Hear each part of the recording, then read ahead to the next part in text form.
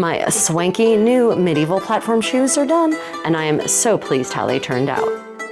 Called Pianelle in Italian, these are intended to keep me and my skirts out of the mud and the muck and protect my delicate shoes against the elements and perhaps even against myself. There is an extant pair of these dating to 1495 that belong to Beatrice d'Este. They are beautiful, and I do have a pair like that.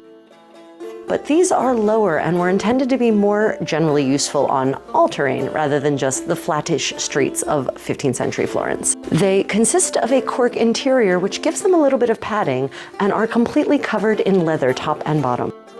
The bottom leather is heavier than the top leather, which should give it some longevity. But now that I've had a chance to test drive them over a 4-day 15th century immersive event, I'm ready to report back the results. I wore them over a variety of uneven surfaces, from pavement and mud to gravel and grass. As always, I put them through all their paces, including dancing.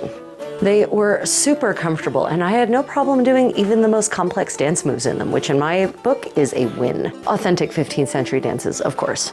But what are the lessons learned from making this pair? Let's dive in piece by piece. Let's start with the top.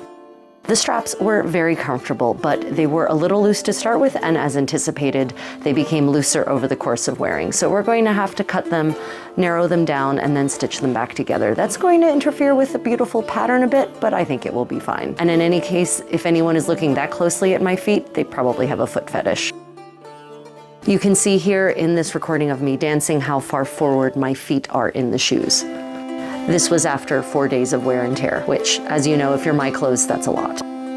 One of the big issues is that we did not dig the channel on the bottom sole stitching deeply enough. We knew this from the first pair. We thought we'd made it deep enough, but we're really going to have to make that stitching channel deeper, which means we're probably going to end up having to redo a lot of this stitching here, as you can see. It should be no surprise to anyone who knows how I move that the toes have completely worn away. You can see how I move in them here, particularly in this dance video. Beatrice's Pianelle seemed to have a similar wear point, although she achieved hers presumably over a lifetime of wearing versus my 4 days. But hey, you know, I'm the Contessa.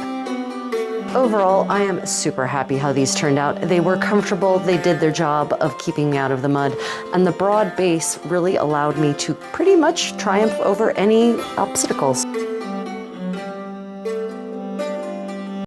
Would you wear these Pianelle? Do you have any questions? Let me know in the comments below. Until next time, stay creative, everyone.